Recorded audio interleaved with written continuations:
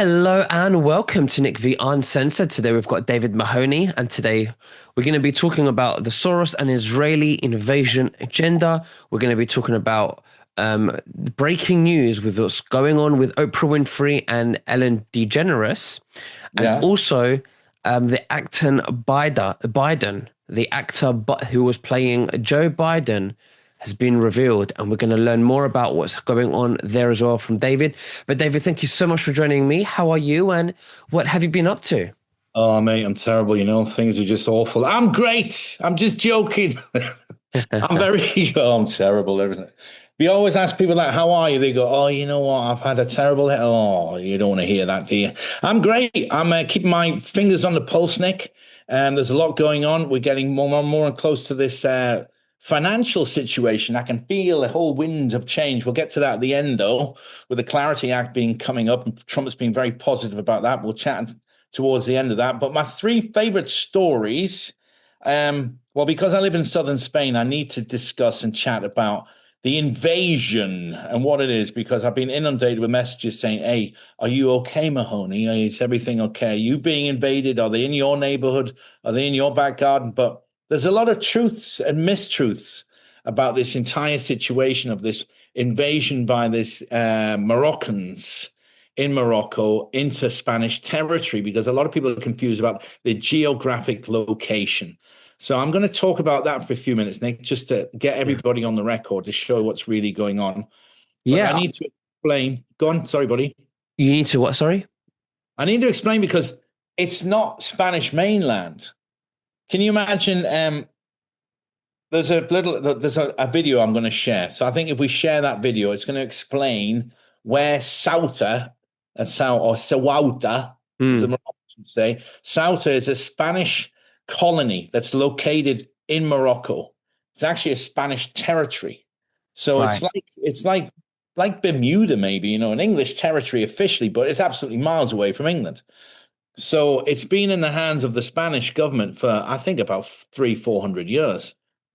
But the whole world was shown images of about 50,000 immigrants that were flooding across this border into what they said was Spain. Now, officially, it is Spain.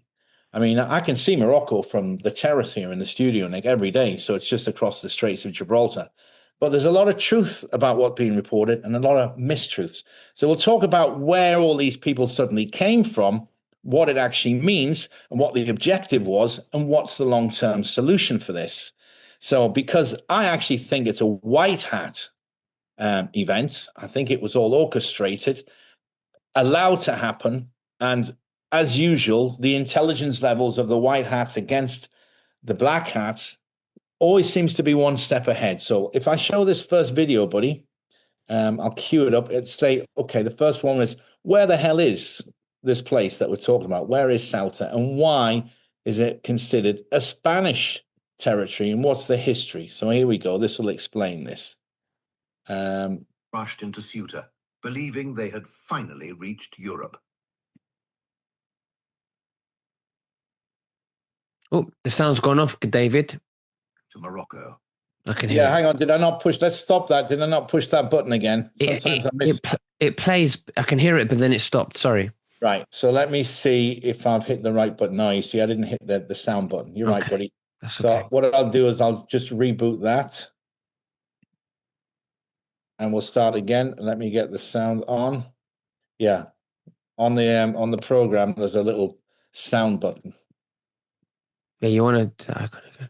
There you go. Ready? Yeah. Rushed into Ceuta, believing they had finally reached Europe.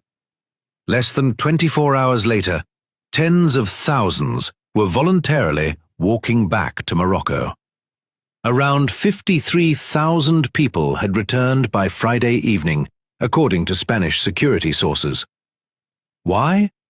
Because the European dream collapsed almost immediately.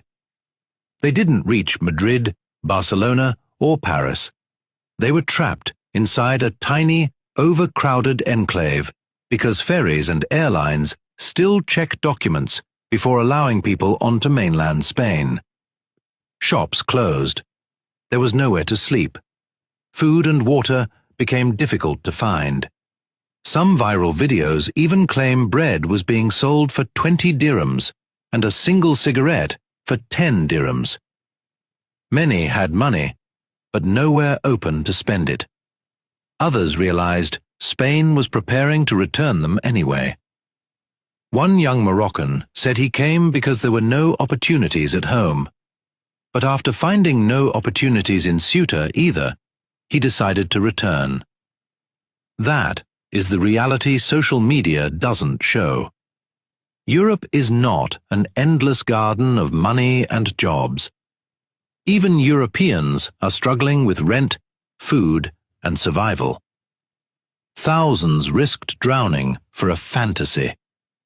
And many returned home after seeing the truth for just one night. Now, that's it, you see. It's like, imagine you being on an island and you escape from one side of the island to the other side of the island. That's it. That island might be under the Spanish flag, but it's not mainland Spain. They can't get on ferries and they can't get on an airline and they can't get off this little peninsula.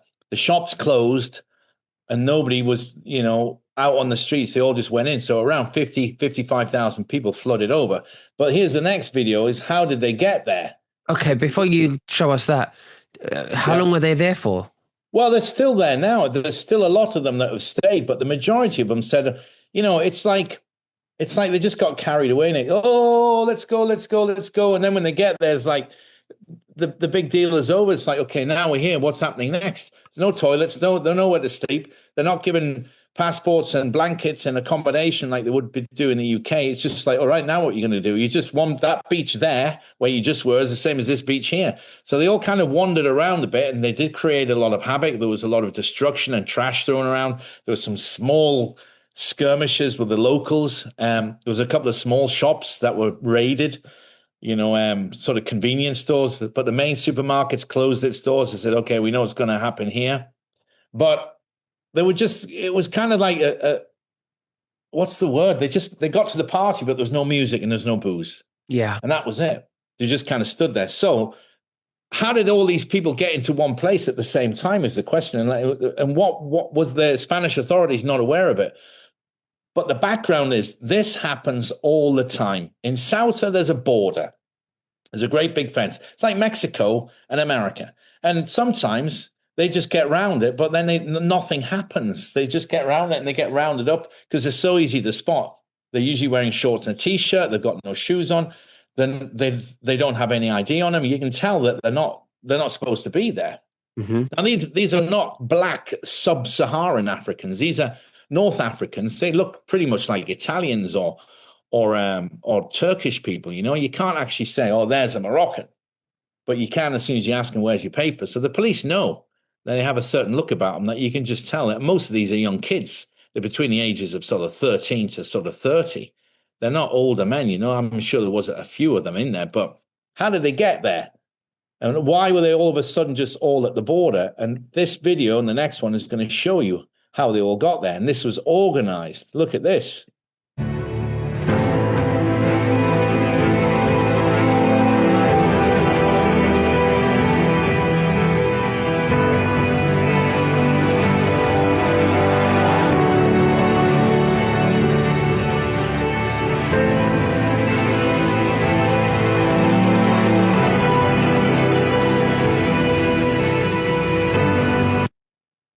Those scenes, Nick, are taken from people inside those trucks.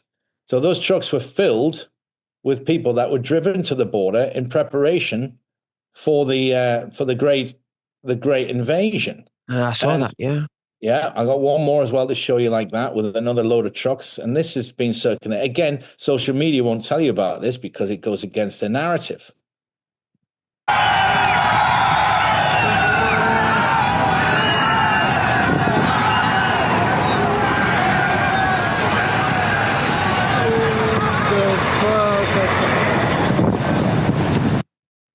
So, a few days before all this happened, the Spanish authorities were alerted that there was large movements of young men in large trucks like that, all being shipped in preparation to run across the border. So they knew about it, but they just thought, well, what are we going to do about it? Nothing happened. The Spanish government failed to act. So at the right moment, at the right time, when they blew the whistles like they would do in World War One, all these young kids were all assembled on the beaches. All they did was swim around the fence. That's it.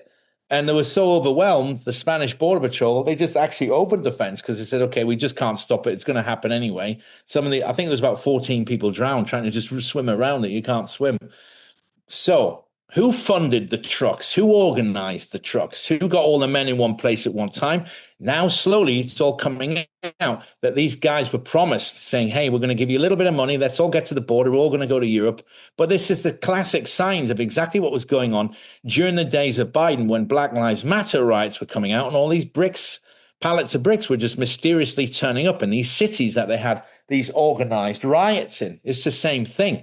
This stinks of a George Soros funded event when they just overwhelm the Spanish border and flood everybody in there. 55,000 Muslims flooding across the border.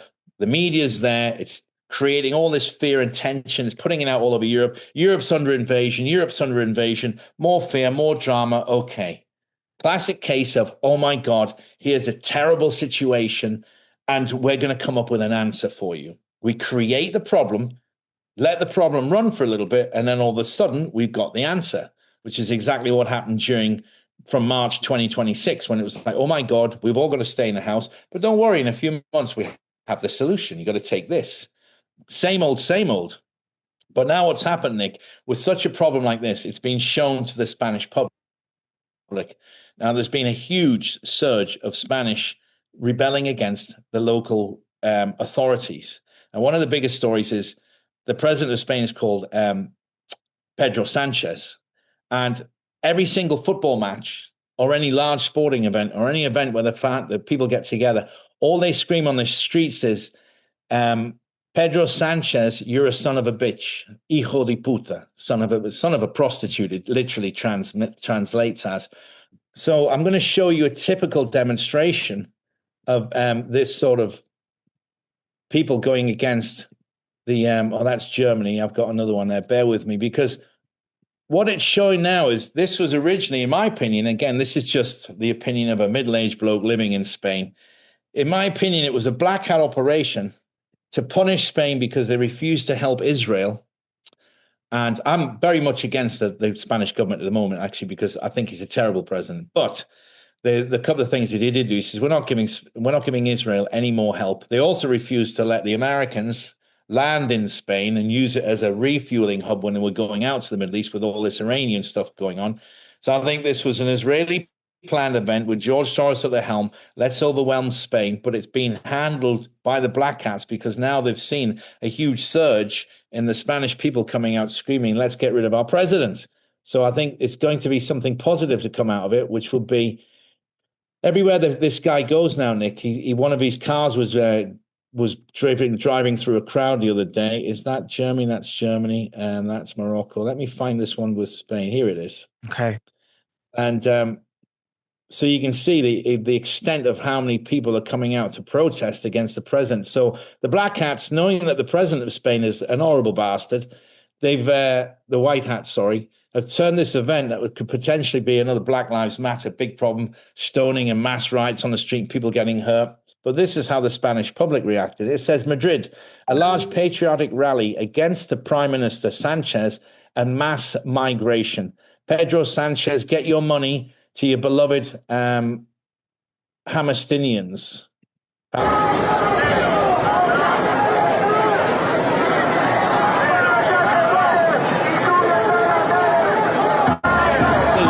Thousands of people. Normally they're shouting, hijo de puta. So what's going to happen in this little tiny enclave of the Spanish peninsula, Ceuta? At the moment, the locals are still finding hundreds and hundreds of these real diehard Moroccans that say, okay, look, I know I'm in Europe. I'm going to see if I can get the Red Cross to give me immunity. I'm going to see if I can get, asylum seeking. But the locals are hunting them out the woodlands and forest and wooded areas with sticks and just saying, back to the beaches. The police are rounding them up in the town because it's a tiny place. It's about the size of a large town. That's it. Imagine everybody going into the center of Reading or somewhere like that in the UK. And it's just 50,000 Moroccans all hanging around there. They're just sitting around smoking cigarettes with the flip-flops on because it's 40 degrees over there now. It's hot. The police have come in, they've sent military trucks, they're using, and they're just rounding them all up. Most of them are just walking back. There will be someone that will hang around in the local wildlife and trying to break into houses and hide there, but they'll all just be rounded up and sent back. That's it. It was nothing more than a publicity stunt to try to scare people, but it's been going on for years and years and years. Not to this extent, with this amount of people flooding over the border, but the white hats have turned that George Soros, mass migration, give these people a home. The Spanish people have said, no, we're not having it. There's mass protests in the streets now. And even Italy changed their regulations. All flights coming from Spain now, you're subject to passport inspection. Because normally you can get on a flight in Spain and just show an ID, like a driving license or something. You can go to Barcelona, you're supposed to show a passport, but they don't really look at it. The borders are open. But Italy said, no, from now on, we're going to check who's coming from Spain because we don't like this potentiality of more of these people coming in, because Prime Minister of Italy is very pro-Italy, and I think she's pretty right-wing. So it's falling apart, this agenda, and the people are saying no, and the whole thing has turned into a positive, because the people of Spain are saying, listen, you son of a bitch, you're supposed to be protecting us. And there was a video released today of a guy inside a cafe, right? Spanish guy had a really nice cafe in Ceuta. There was families in there with kids on Sunday morning having breakfast and a coffee. And there's gangs of young kids outside, throwing trash cans around saying, Allah Akbar, God is great, God is great. And they're scared. And he's saying, listen, I'm ringing the police. The police are not doing anything. So at the end of the day, when so much public goes against you, you've got to listen. So I think his days are numbered because of this.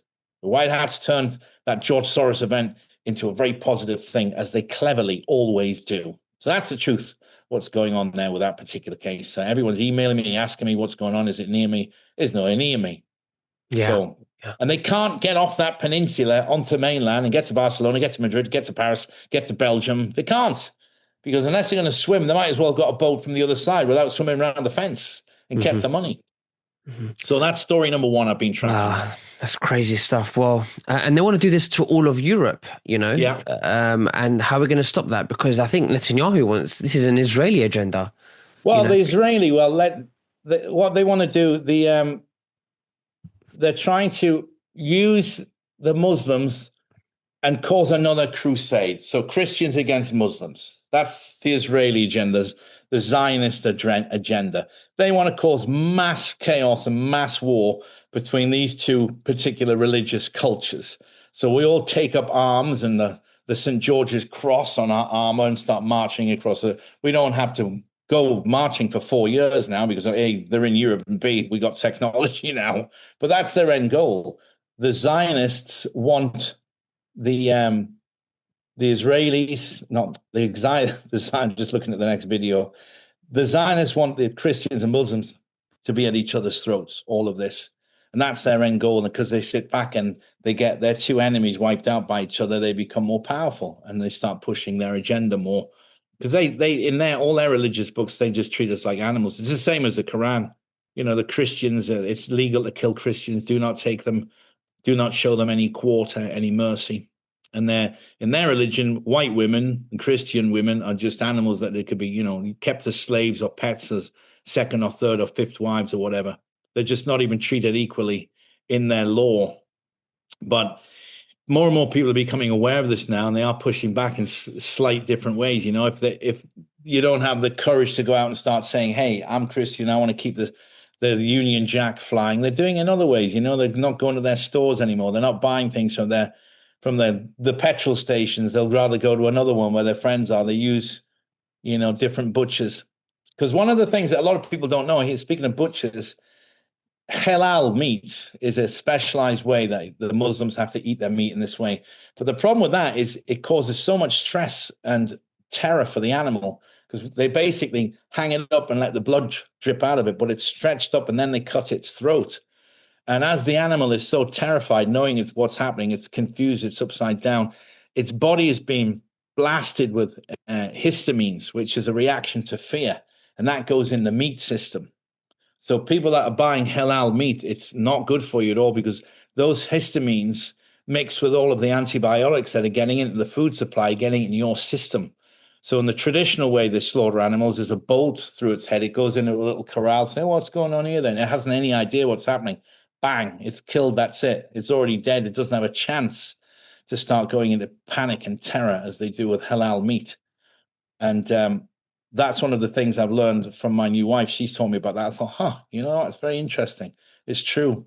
Halal meat isn't everywhere. Oh, we sell halal. Don't eat it. Go back to traditional butchery. It's a lot more humane and better for you. Just as a side note, Nick, I tend to veer off there. Sorry. Yeah, of course. All right, let's move on to which one do you want to move on to next? Well, actually, speaking of meat, let's talk about this story that this actress has broken about Oprah Winfrey. Yeah. But I need to tell people about what this is first, because I heard this word 30 years ago out of some pure coincidence. I was talking to a Dutch person. I said to him, well, where are you from? What's your background? I said, my father was a missionary and I was born in Indonesia. Now, the Dutch have a huge cultural side of Dutch Indonesians. You can go to some parts of Indonesia today and speak Dutch to the locals. They still understand it because it was a colony. They colonized it. And they have a great big Indonesian community in Holland. You can go out and nasi goreng is it's like a chicken tikka masala for us. It's an Indonesian curry dish that the Dutch eat all the time. Chicken satay. Came from this part of the world, It's peanut sauce with chicken skewers. Now, he told me that his father was a missionary, and he told me a very interesting story, and it's about the word kuru. I said, well, what's that? He said, well, my father at the time was a missionary, and when they first got to Indonesia, they discovered that there was a lot of people there that they had this disease called kuru. I'm going to read this off to you. It says, what is kuru? Kuru is a disease, and it's like mad cow disease that used to affect people in Papua New Guinea. This is what I'm talking about. It comes from cannibalism, and this is from eating the same species of brains and spinal tissue. Now, we'll know this better as mad cow disease because it gives you the same symptoms. You remember when the cows were all shaking, they were taking them out of the English population and putting them in pits and burning them because and what was happening was they were using their bones, the remnants from the slaughtering process, and they were grinding it up and putting it back into the food for the animals, but they were putting the brain tissue and the spinal tissue back in the food, and it was causing mad cow disease. Now, the human form of mad cow disease is called kuru. Like I was saying, the Dutch Indonesians missionaries first came across this in about the 1940s, 1950s. And it's a word. It is a word. A lot of people haven't heard about it. Now, what's interesting is there's two main people that tie into this story, and this is Oprah Winfrey, which I'm going to show you about now, and Ellen DeGeneres, or Degenerate, as she's known as. Now, we know Ellen's got weirder and weirder, and she looks terrible because during the great lockdowns, she left the USA and went to the UK, but I believe they refused her a long-term visa, if my memory serves me right. And she's gone from looking attractive to looking like she's a shrinkled old lady. She looks terrible. Now, I don't have anything of her, but I've seen videos of her recently. But she's been tied into these Hollywood rumors that Ellen DeGeneres has now got this neuro disease, which is tearing her apart. And then you'll see this actress now, just going to cue up the video, Nick, who spilled the beans on Oprah Winfrey. Now, during all of this time period when we've been talking about who's good and who's bad, there are certain people that are flagged up in all the Hollywood legends and mysteries and whispers and rumors about who is really bad. Tom Hanks is one. Ellen was another one. Tom Cruise, there was nothing really publicized about him too much. But Oprah Winfrey, there was a lot of strange things happened at Oprah because she had property out in Maui, out in Hawaii, that mysteriously didn't burn down because her roof was painted blue. If you remember that, yes. She recently bought large tracts of land out in Hawaii in this particular beautiful spot. When everybody else's land and homes and businesses burnt down, her mansion mysteriously didn't, and it was right in the middle of it. It just seemed to skip over where she was. So this is a strange story because this actress, her name is Alicia. What's her name again? Alicia. I just had it a minute ago. Anyway, you'll recognize it. And what she's going to do is she spilled the beans on all of this now, and have a listen. All the worst conspiracy theories about Oprah, the reality is she's like 100 times worse. Okay, so the school is closing. And everyone's like, oh, budget cuts, so sad. No. It's closing because Oprah literally ate too many of the kids. Like, where do you think they were going, guys? Do you think they ran away? You think they got adopted? No, they got freaking eaten by Oprah and her friends. That wig Oprah's always wearing, it's not a style choice, babe. Underneath, she's totally bald, and not like smooth bald, like scratched up, torn up. She's been pulling her own hair out, like in chunks, because Kuru is that stressful. It's eating her brain, and she knows it. So what does she do? Voodoo, like full on ancient African voodoo, hours every day. She's conjuring ancient demons, the darkest ones, to come help her. But honestly, she's too far gone. Even the demons are like, nah, we're good. Don't underestimate the black magic, you guys. I'm telling you, she is personally turning into a monster. Bald head, bloodied, scratching herself raw, teeth gone, can't see, can't walk. She's deteriorating in front of everyone, and nobody wants to say it, but I'm saying it. Wow. It Now sounds that's like an to me, actress of Hollywood. when I hear Go on, of sorry. when I hear of any person, of any celebrity that eats the flesh of humans, for me, I Yeah. just think they're a reptilian consciousness. They're a wolf, clothed in sheep, clothing. That's what it is. A sheep and a wolf in sheep's clothing, isn't it? That's what they call it. Yeah. Well, I agree, but this has been going on for a while now. A lot of people have all heard these rumors of strange things happening at under the watch of Oprah. And just so you know who this actress is that's saying that, here she is. I pulled up her IMDb profile so you recognize her. 1 second, guys. Alicia Silverstone. You recognize her from a lot of different movies? No. I do. She was a very popular actress in the 90s, 80s and 90s. Look at all the movies she's been in. The Babysitter's Club, American Woman. She's done loads of things. I recognize her straight away. So this isn't some random that they pulled off the street that's, been chugging on too many Starbucks.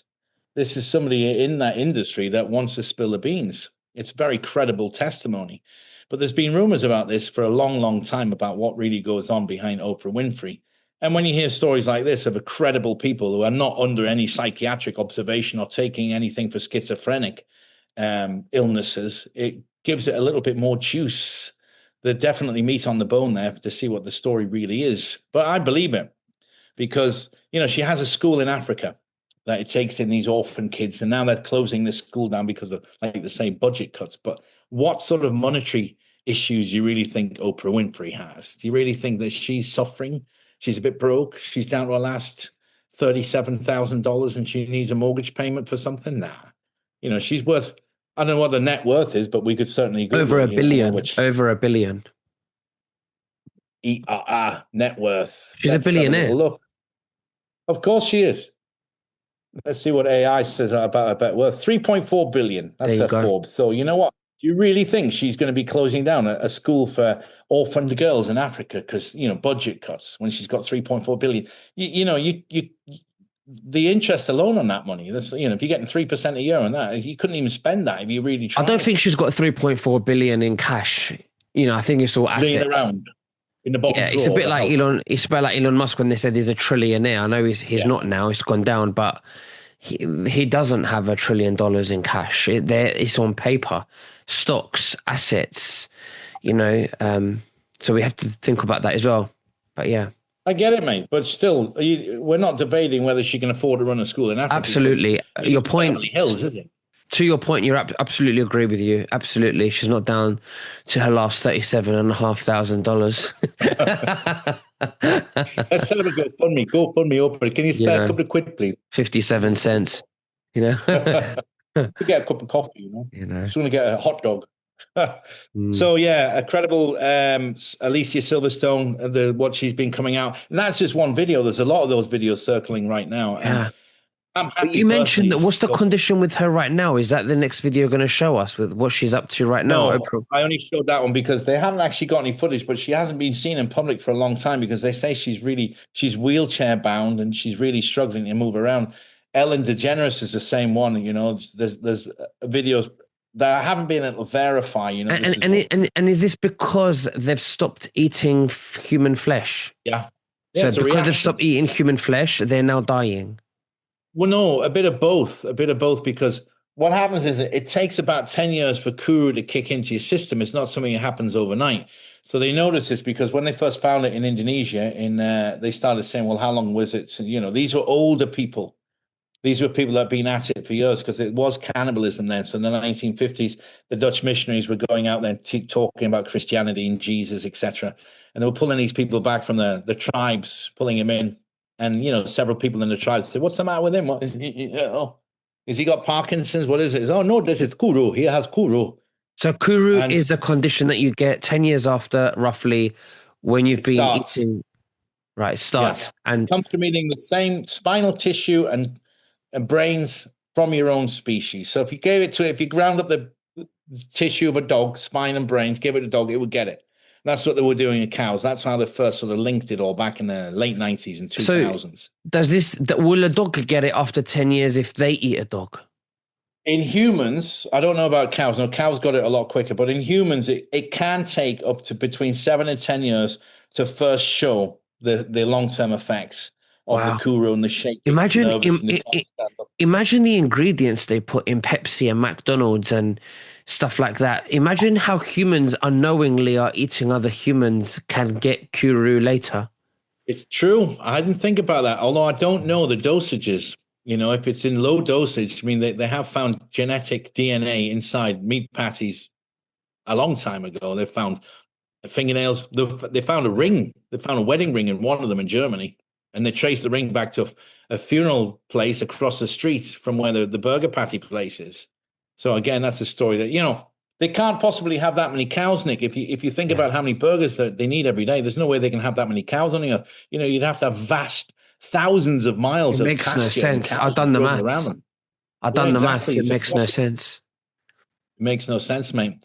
Now, the last thing is, I'm a big fan of all of these people being exposed because Fauci, have you seen what's going on? Fauci is now on the stand and he's being exposed for the lies because now President Trump has actually said, without a doubt, there was cheating going on. We have irrevocable and absolutely you can't get what's around it, irrevocable, undisputable. That I'm trying to remember that English word.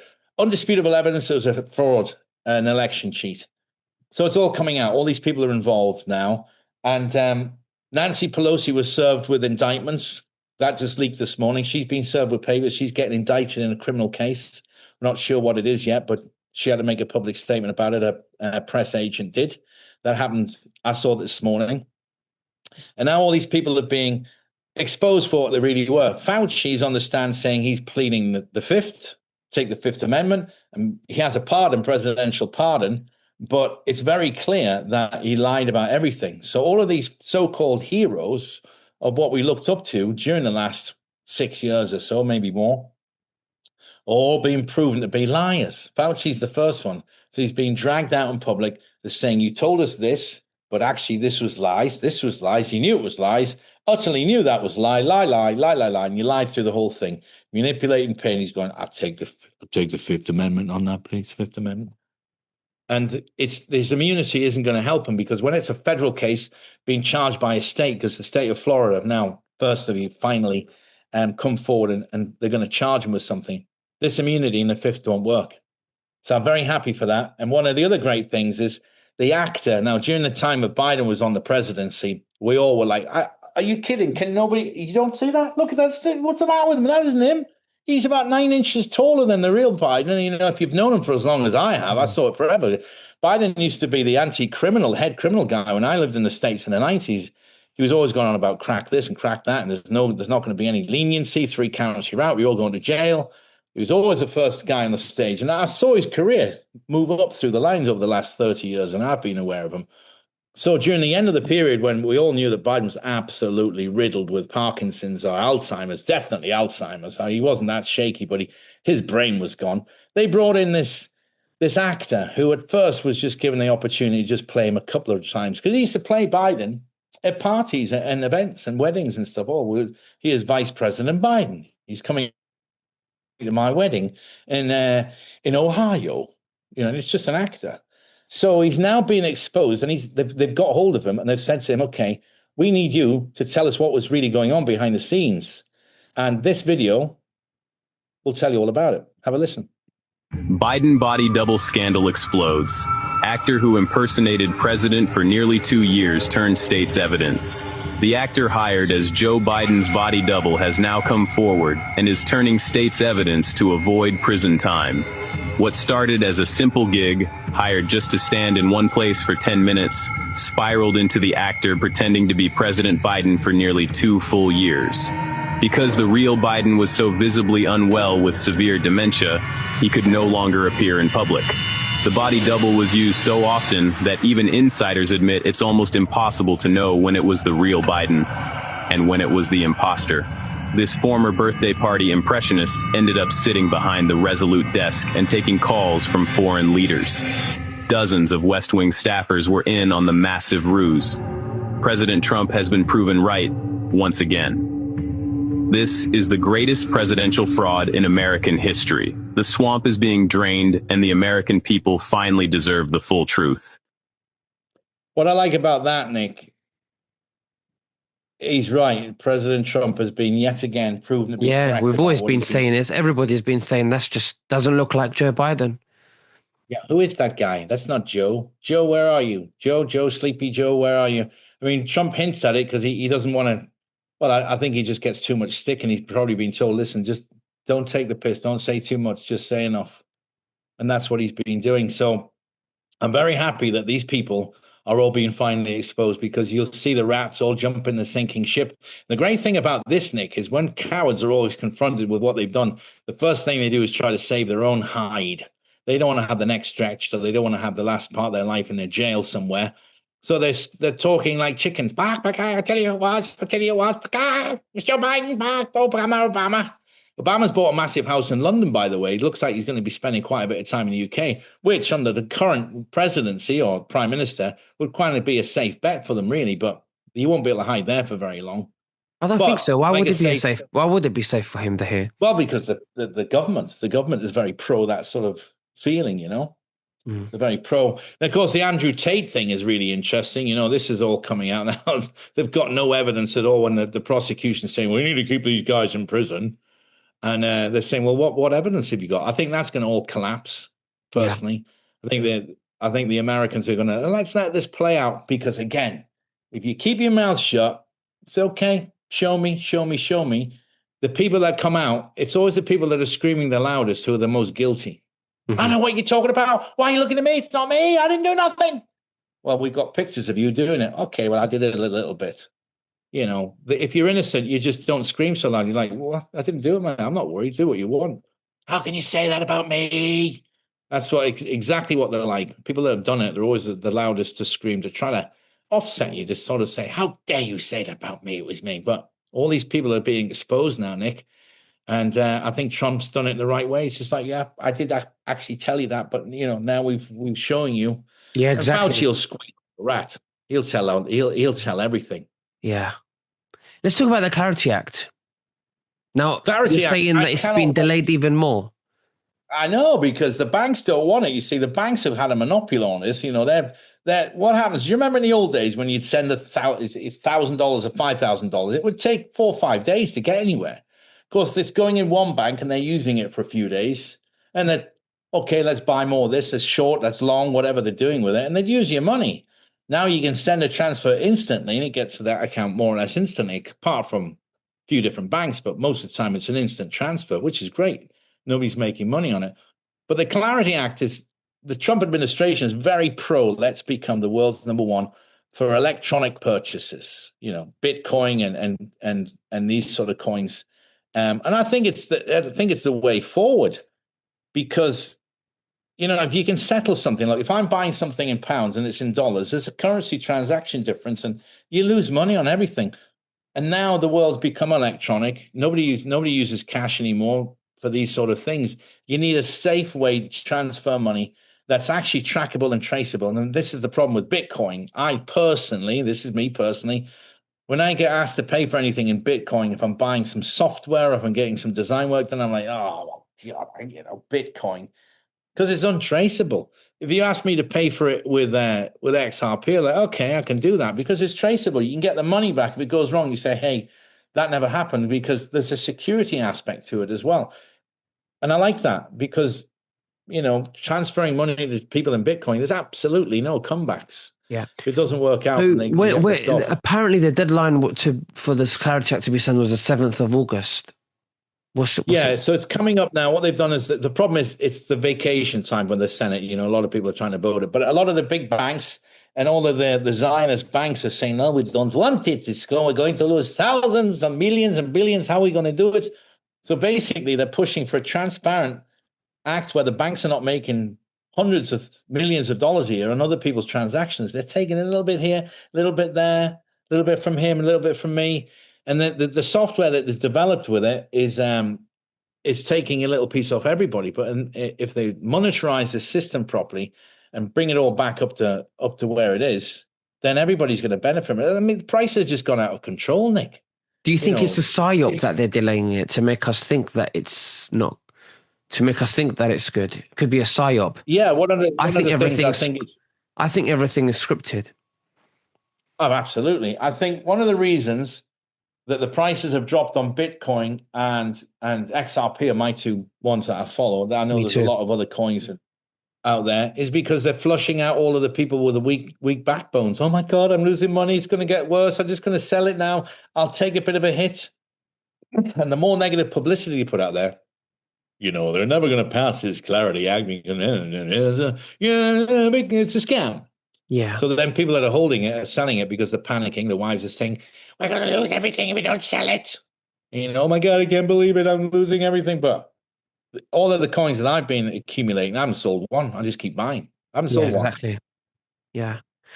Well, David, I do believe in it. I think it's going to happen. I think it's, we're talking about the reset in the community and everybody's going to move forward and drive prices back to the 1960s, how they should be, and everything's going to level. I think it's the only way forward when everyone's got wealth and coins.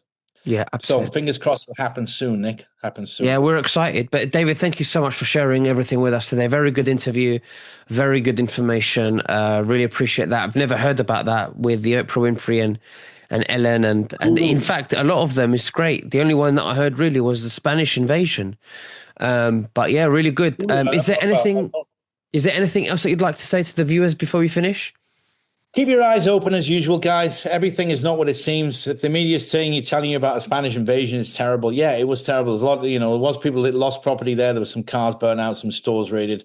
But the white hats always have a way of turning everything that they know what's coming. They know who's doing it. They've got their ears on the chatter boxes, and all of the people that are trying to do this, they're getting more and more desperate and showing the cards way too early in the poker game. And you can see it in the faces that it's bluffing. If you need to get hold of me, you can find all my material on Mahoney.tv. It'll take you to where you want to go. And I'll see you in a couple of weeks. You too. Thank you. Absolutely. Thank you so much. Bye-bye. Bye-bye.